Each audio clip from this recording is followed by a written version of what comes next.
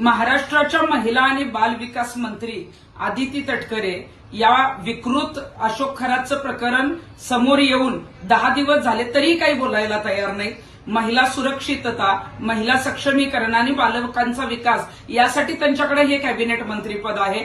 सुनील तटकरे आणि रुपाली चाकणकर यांची जरी यामध्ये प्रकरणामध्ये नावं येत असली तरी आदिती तटकरेंच्या घरातलं हे खातं नाही। हे जनतेची कामं करण्यासाठी खातं आहे। महिलांचा लैंगिक शोषणाचा मुद्दा येतो किंवा पीडितांना आव्हान करण्याचा मुद्दा येतो किंवा या संदर्भात विकृत अशोक खरातला फासापर्यंत लटकवून असेल या संदर्भात तुम्ही काहीच पत्रकार परिषद घेत नाही, कुठेच दिसत नाही। मग तुम्ही फक्त लाडक्या बहीण योजनेच्याच मंत्री आहात का?